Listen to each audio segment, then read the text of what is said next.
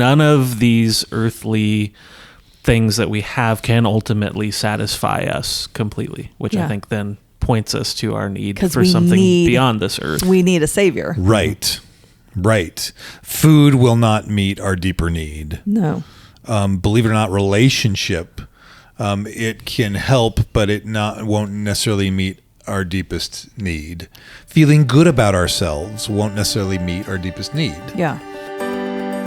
Hi, I'm Caroline Howard, a biblical counselor and certified life breakthrough coach.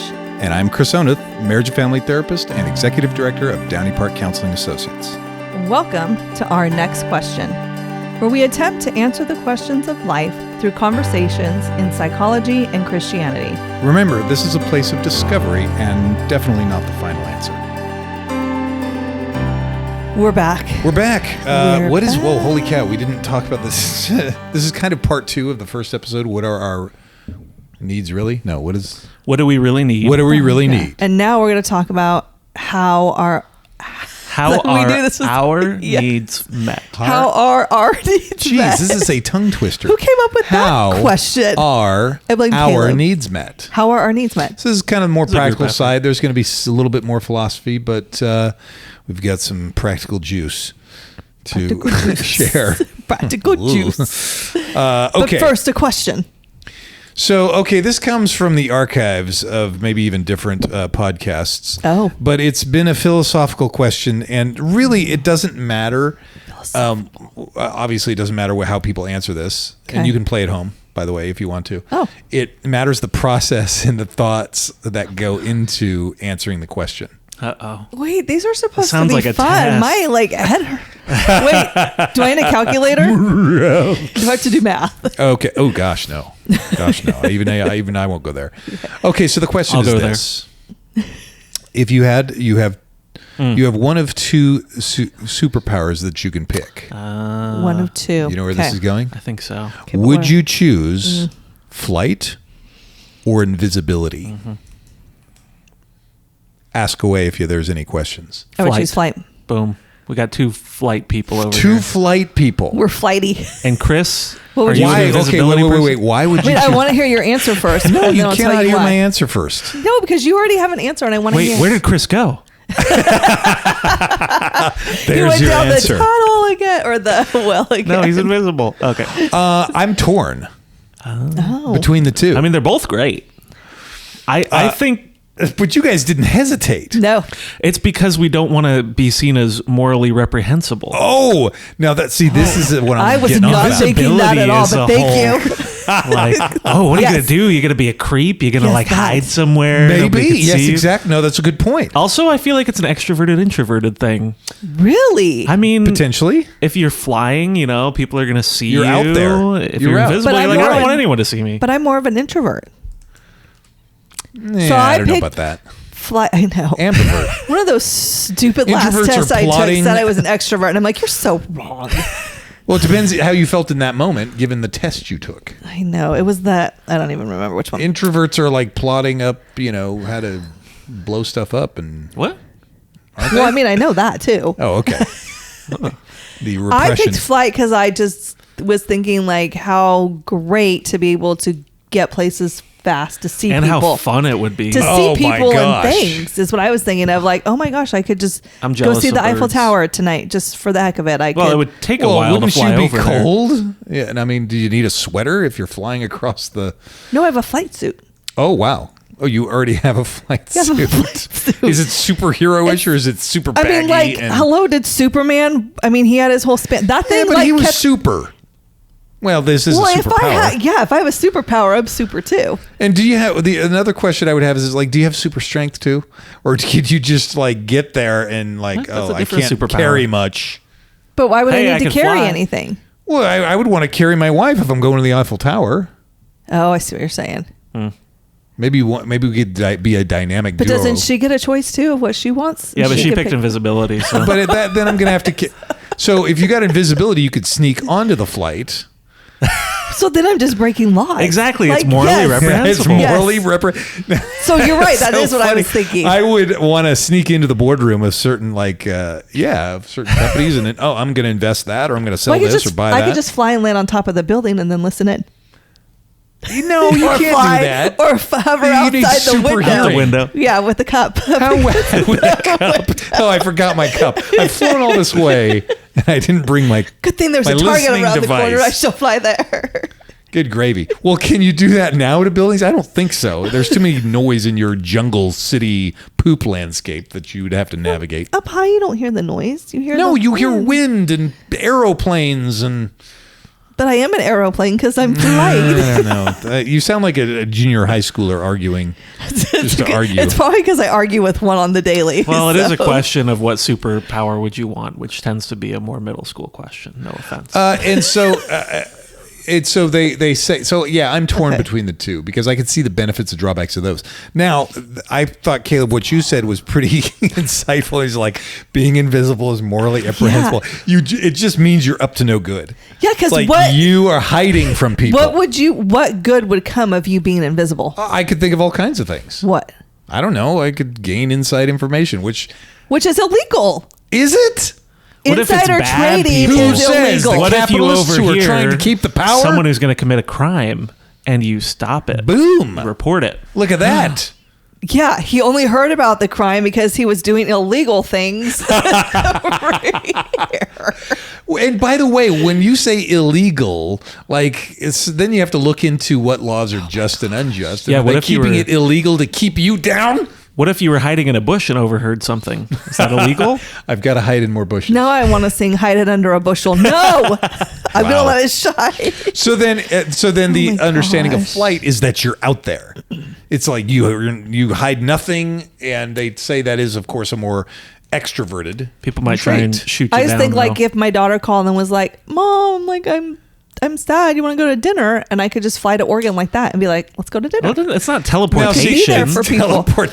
But it's a 12 or I don't know if it's going to be quicker than driving. Oh, that's true. What if it takes you can only go? You don't have to worry about traffic. You can only fly at 50 miles an hour. But you have to flap your arms to do it. You're going to get real tired. Oh, boy. No, I'm not. You get used to it, and I got some big old guns. Now I'm good. Well, now you're inventing things. Oh, well, you can only be invisible from the forehead to the knees. I mean, if you're going to make rules for me, I like that power. From the forehead to the knees. Yeah, the top of your head. Your scalp is floating around. Does anybody else see the scalp in the corner? That's keep your voices down. Chris is in The bald head, yes. The top of my head is a shiny situation, or a red head, a red hair floating around. Yeah, that wouldn't work. Beware.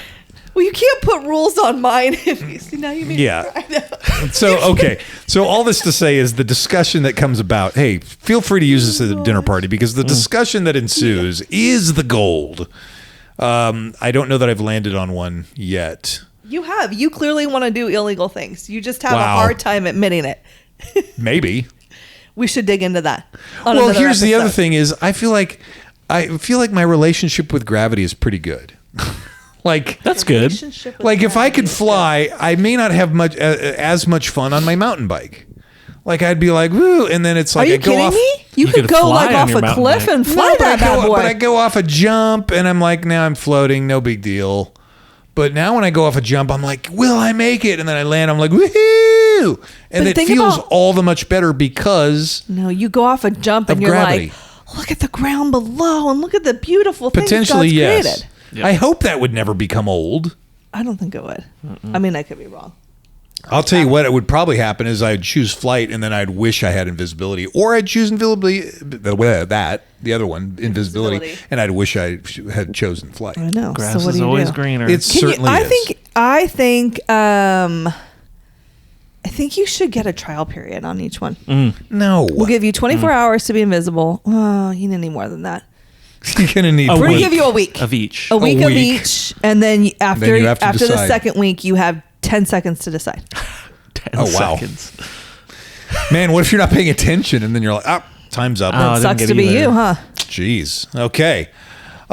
So really back quick, to what we need. Really quick though, before I forget this, because I was just told, and I could be wrong. So, I'm sorry, I'm looking at dates. We did a podcast. We did. You and I. We were invited on, and it was called Wait. It was a different A different podcast. I know. I guess other than this one. I should have clarified that. And that will be airing September 23rd. Spell wait for me. WAYT. What are your thoughts? What are your thoughts? It is the podcast of Shelter Cove Church. Yes. So we were there with our friends. Victor. We were there with Victor. He's still outside. Yes. And the kids. and the kids that he was. Victor and Nathaniel, who is yes. the junior high. He runs the junior high ministry. He knows all the hip words. And, James Bailey was behind the mic, but he's usually on the podcast saving too. And he's his the accent for later. Communications pastor at Shelter Cove. He was looking up words though, man. That guy. He was. Oh, it was fabulous. Oh, he was showing us Caleb, words. Caleb. Caleb, we wouldn't know what words were, and he'd look it up, and he had an iPad, and he'd hold it up really big for us to just read off of it. Speaking of which, that word fremshamen. Fremshamen? It's fremshamen. Fremshamen? That word that we're, the embarrassment of others. Yes. So this past weekend, not this one, but last weekend, I was in Monterey. My wife and I went to stay at our son's place in Monterey, steps from the ocean. I love that. So have your kids buy or rent a house steps from the ocean. There's my recommendation. Okay. So we go to this neighborhood party that they were kind of invited to, maybe not really. But in a sense, we crashed to this party. Okay. And this party is filled with a bunch of like military officers. And then, don't get me wrong, they're not like dressed in their military. They're going to the naval postgraduate school that is there. Okay. So it's this neighborhood called the Del Monte neighborhood. At any rate, we go to this party, and it's a bunch of these soldiers who are essentially from around the world. I met an officer from Australia. I met an officer from India. I met an officer from Canada. And then the guy I was talking to at length, of course, was the officer from Germany. And so I asked him what is the word for embarrassment of others? And he said, that's Fremshamen. You're like, Fremshamen. Yeah, that's right. No, he didn't talk like that. He talked much. Please tell me you didn't talk like that. Oh, you know he did. Oh, gosh. I was like refraining. He did. And then his poor wife was sitting there. No, she was not there. Yeah, right. No, yes. There you go. Full circle. No, she was not there. I went with my son and his roomie. Okay. And they came and brought a bottle of wine. And then I just crashed and was like, hey, making conversation. They felt a little awkward because they get there and everybody had just finished dinner, and they were kind of secondhand invited. Oh. And the guy that invited him was not there. Oh, no. I didn't care because I don't live there. I know. You wouldn't care anyway, even if you did live there. And I met like 3 or 4 people. I was super happy with that. Oh, my gosh. And so I just blew out of there. And actually, I was there talking to the German guy, and then I got a text from my wife saying, where are you? And I'm like, hey, I got to go. So the conversation ended that abruptly. Okay, so anyways, I'm going to put Maslow. a link in the show notes to that podcast episode of Wait that we did. So you all can check it out. It's a very cool way to spell wait. It is, huh? We had a blast. And it was they great. Asked some really great questions. We talked about counseling and therapy and very cool. It was Let's really get on cool. with this show. I guess so. Okay, so last time we talked about Maslow's hierarchy of needs. It's a pyramid. Yes, At the base of the pyramid is physiological needs. I will put that link in the show notes again as well. Up from there, safety needs, and those are our 2 basic needs relating to our relationship to the environment. Then up from there, you have belonging and love needs. On top of that, you have esteem needs, and those are 2 psychological needs we have. And then, of course, at the very top, Maslow's term is self-actualization, and that is a relationship with ourself. And so one of the variations of this include what they are calling, I guess it's it's an expanded hierarchy of needs. Expanded hierarchy of needs. So you still have the physiological needs at the base. You still have the safety needs up from there. You then have belonging and love. And in the last episode, we talk about how some of these can shift. Yeah. Above that, you have esteem needs. Then it starts getting into more refined as opposed to the basic model. And that is, above the esteem needs come cognitive needs.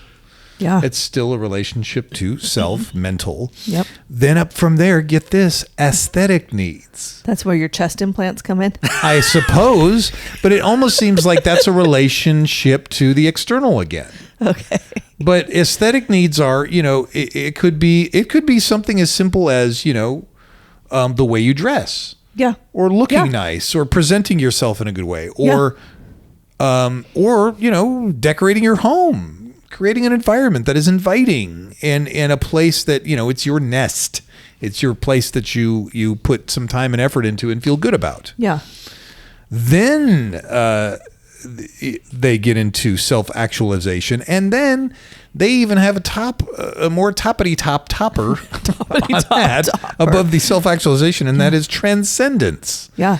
Now, transcendence is a word that seems all metaphysical and weird. It's everyone's not. all freaking out right now. It's not. It just means simply that things transcend. In other words, they reach beyond the borders of just you or I, but it's more holistic. It bleeds into a bunch of other stuff. So for example, a transcendent feeling of being out in the wilderness, which Caroline doesn't like, is knowing, for example, they aren't just trees and leaves. A transcendent understanding is God has created all of me and these things. And so, we are all part of God's creation. We, of course, are different than the trees, that we are more beloved because we are his children. Yeah. I like what it says here. It's a person is motivated by values that transcend beyond the personal self. Yes. Beyond self-actualization. They represent the human desire to connect with a higher reality. And that is God. Right on. Okay, so some practical ways of how this applies to us and what we do about it. Well, so see, here's what I did, because this is what I did. What did you do? I should have taken the expanded hierarchy. I didn't take the expanded. I took the collapsed. Is that what we call it? The collapsed. The original model. The original model. And I was looking up verses, because I'm looking at the pyramid, and I'm like, oh, God can meet that. God can meet that. God can meet that. God can meet that. Right. Okay. And not to just say, to just say God meets all of our needs. Okay. Well, then you have to dissect on how he meets our needs. So I'm not just putting a period. Yeah. So it's kind of a blanket to say, God meets our needs, Well, that's, what's the answer? It's Jesus. True. Yes, exactly. It's true, and it's nuanced. How's that? Okay. Okay. Physiological needs, right? The breathing, the food, the water, the shelter, the clothing, the sleep. Matthew 6:25. Therefore, I tell you, do not be anxious about your life, what you will eat, what you will drink, nor about your body, what you will put on. It is not life more than food, and the body more than clothing. And then the verse goes on, and I don't know why I didn't write it down, to say that if he cares about the lilies of the field, right, how much more does he care about you? So when the body breaks down and you have, body issues, you can't digest food, or you have cancer, or you have something, what's happening? Or you can't make rent, then what? What's going on there? Well, what do you mean? How do you, so you take a person who can't make rent, right? That's a need. Yes. They need the shelter. Yes. So. Environment. Yes. Okay. So first and foremost, what do? Do you go, I got to figure this out myself. How am I going to do rent? Okay. Or do you stop and do you pray, God, I need this? Because God literally, Philippians 4:19, and my God will supply every need of yours according to his riches and glory, not according to our riches on earth. And so, do I pray and sit? No. Yeah. I don't pray and sit. But our first response should be to pray and go to God. I have this need. Your promise, your word says you will meet my needs. So, yes. And then you go. So the crazy thing about that is I see that, but I also see in the life of other believers that then can tie into belongingness, right, in the community of believers, right. And I believe that Christians should be generous not just to other believers but to those who don't necessarily believe, because we demonstrate how God has given us abundance, and we share that with others. Yeah. Right. And so potentially when someone has an actual like physiological like hunger need and they are desperate, that is then up to the Christian to, on God's prompting, to be able to see about how that need can be met. Correct. And so this is when the pyramid shifts, right? The love and belonging comes before the physiological needs. Yeah. The friendship, the family, that connection of community. Yes. Comes in and then takes care of that's the physiological needs. It is. That's the hope. But then it folds into the problem with even people of abundance who then become afraid and think, oh, my needs aren't going to be met, so I have to withhold. Right. And so potentially they may be blocking themselves from the blessing of the Lord by not like giving of their abundance. Yeah. Well, because then that goes into the parable of the man who stored up his treasure in the storehouses. Yeah. Right? Not his treasure, but like his abundance. He kept it. And then he died. You never know. Yes. And then there it went, and God was just like, there's no reason to store it up. Right. Like, share the wealth. Well, and it just seems to me, honestly, if we were able to practice this, we would, at the best level, if we were able to practice this, we may not even need government to create these situations and where they're forcibly taking our money. And listen, I'm not anti-tax, so don't get me wrong here, but they have to take our money in order to provide for those who do not have the means or the ability. Well, it's interesting. So now we're gonna go deeper into this. I'm telling you, it's gonna be a little bit off topic, but I've been watching a new documentary that Bill Gates did, and please don't send hate mail. Okay, we're all persona non grata. Everyone's created in God's image. We're all people. It's true. Yeah.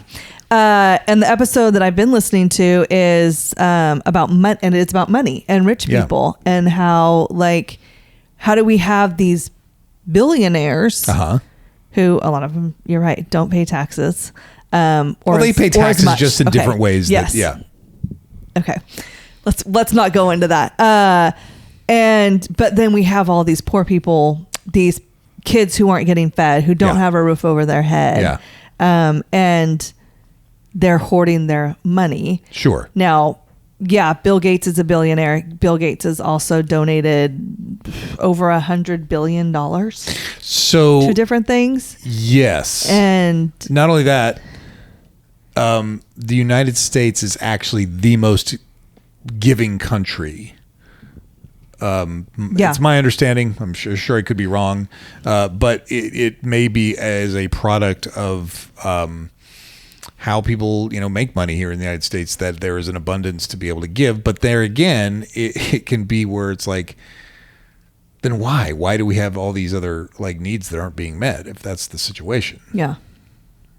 Anyway, I could keep going on that, but I'm going to get way off topic because just go watch it. It was a really great documentary. The money one was great because even Mark Cuban was on there, who is a shark. Yeah. Used to own the Dallas Mavericks. I don't think he does anymore. Oh yeah. But I guess a couple years ago posted on Twitter, social media, how much he was paying in taxes. And it was over $200 million. Sure. And he was talking about how, and I don't know how much he makes. That could be just a drop in the bucket for him, which I'm sure it is. But he was like, he's paying more taxes than I am. Me too. But he was like, I love paying taxes. It's so I can drive on roads and all the things that taxes. Anyways, that's so I loved his mindset of it again. So might have been a drop in the bucket. So here's another practical situation when it comes to these hierarchy of needs. Potentially, if someone is at a physiological needs level where they don't know where their meal is coming from. Yeah. We talked in the last episode about it's going to be hard to have a conversation with them about Jesus. Right. When you're hangry. When they're not just hangry, but oh my gosh, what's going to happen? So oftentimes, if we and how we interact with the homeless, right, is going to have huge implications in that. If the homeless, who many struggle with mental illness, and so they potentially haven't ever experienced safety needs and or belonging and love needs, right, their next concern is either, I mean, let's be frank here, it's either getting a meal or in some cases getting high because there's addiction there. Mm-hmm. But again, that's seen as a must-have need before the ability to say, or before, do I want to say, yeah, before even the capability of saying, how can I strategize to get myself out of this situation? Yeah. It's like if you are caught up with, I've got to get food or I've got to get something to feel, quote unquote, feel better, you are not going to have the capacity to be able to say, boy, I really need to connect with the Lord here. So it's like, there's two ways I'm thinking of this right now. So first of all, I'm thinking of, we have a place called Modesto Gospel Mission. It's a place for the homeless. I used to serve there with my dad as a kid all the time. And they kind of do this, right? They come in and they meet these needs of food, of safety, of shelter, of friendship and relationship and connection. Uh-huh. And then they preach the word of God, to give you God. So I love that example of showing how, look, you meet someone's basic needs, then you can show them God. Sure. And then I'm almost looking at the expanded hierarchy pyramid, and I'm like, what if you took a top-down approach of that transcendent, you met that transcendent need of here is God, and that kind of trickles down to meeting all those other needs. How does that work practically? That's what I'm kind of trying to figure out. There's the disconnect. Right. Well, I mean, you go to the verses, right? Even in safety and security, God says, in peace, I will both lie down and sleep for you alone. O Lord, make me dwell in safety. So we realize, and again, these are not just spiritual needs, because it's physical needs too, of just knowing, here's the hierarchy of needs. God will meet every single one of these in a practical way. And I'm not just, and again, I'm not saying we just lay down and we read the verses. I think that,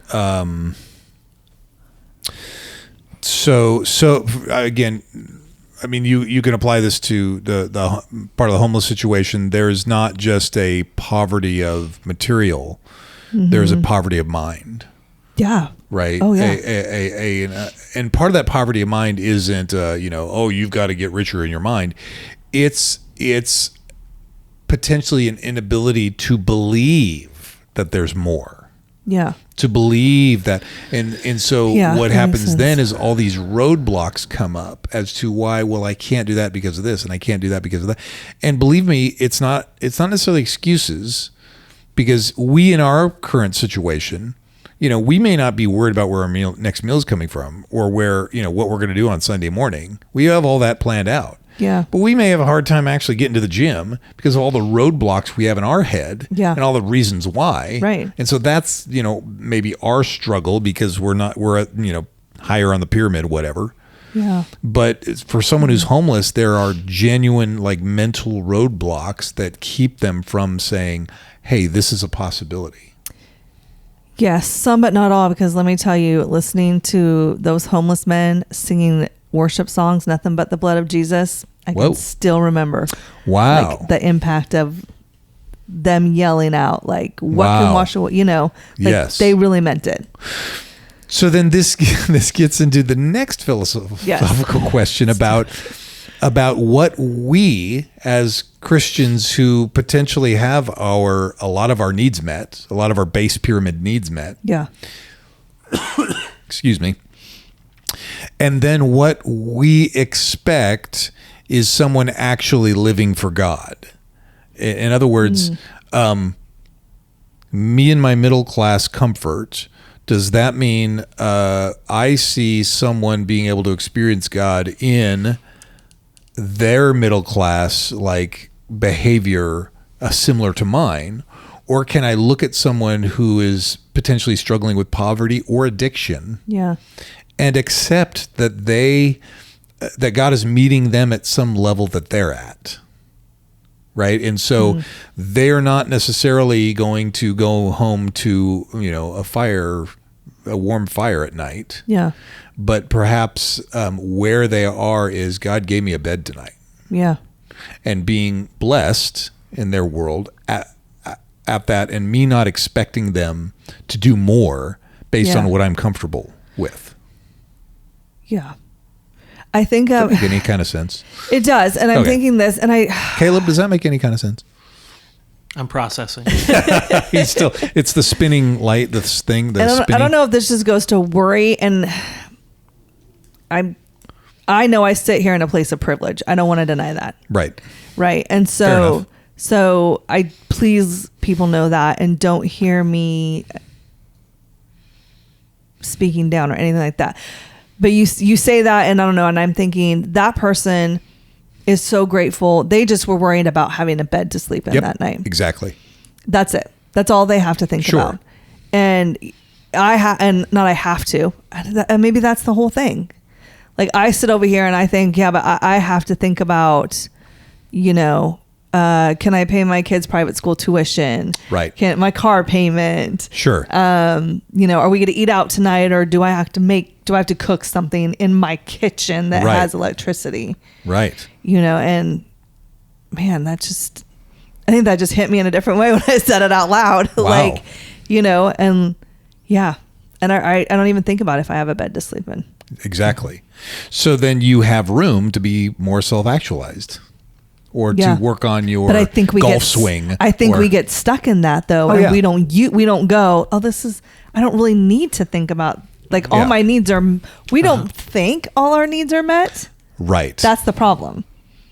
But if we stop and go, wait, all my needs are met. Well, so when your kid gets cancer or something else that's like monumental, that's where then potentially, oh my gosh, I am not safe here. I'm not, my desperation is my kid has cancer or I have cancer. Now I'm back down. I get kicked down the pyramid as into, am I going to be here next year? Is my kid going to be here next year? But at that point, if you turn to God, then do you see that, my needs still are met? This is scary, but I know I can go to God. He is my safety. He is my dwelling place. So interestingly enough, I would say a little bit of desperation is probably a good thing, because it will turn you to God. If you're like, hey, no big deal. I mean, some of us need that kick in the pants to turn to God.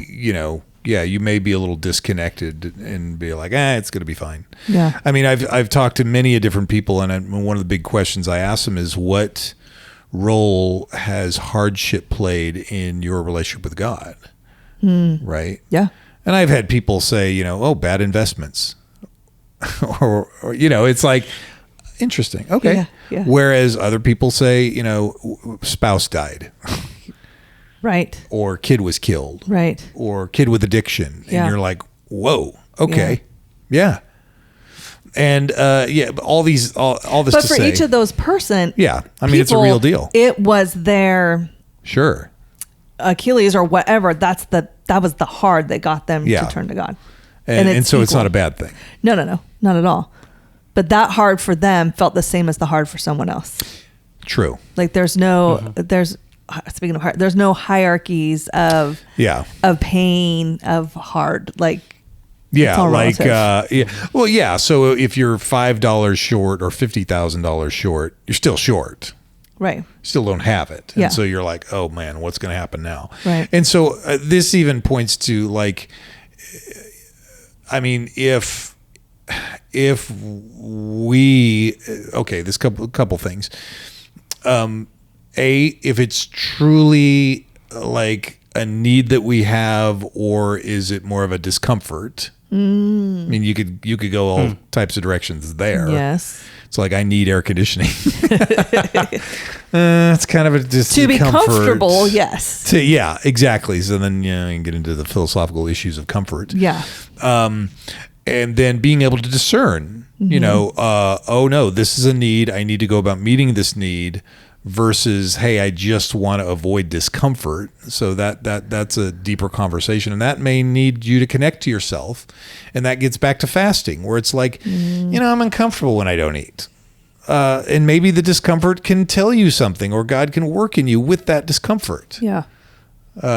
So yeah, and then that's one level. The next level is seeing another in whatever place in the hierarchy they're at, and not necessarily judging them or imposing, well, I have to deal with this over here, and you only have to deal with that. Mm-hmm. And being able to say, I get it. Mm-hmm. Yeah. Just because you're at the top of the pyramid doesn't mean you're better. Mm-hmm. True that.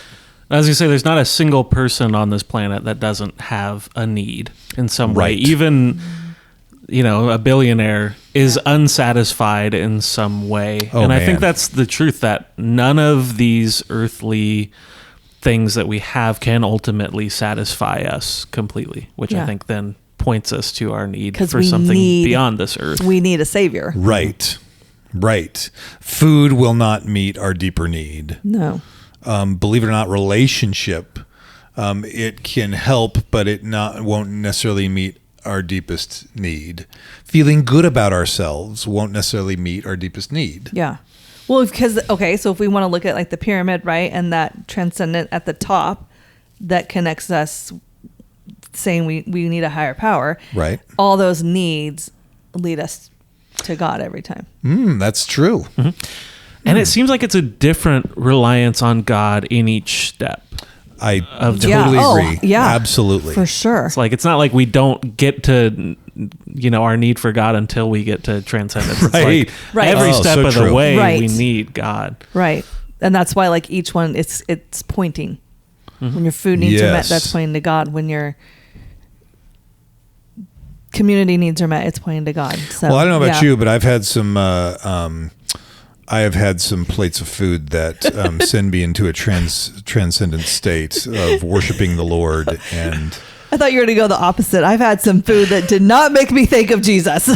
It was so bad. So that's interesting. So one plate of food could make you worship God, and then another plate of food could make you call out to God.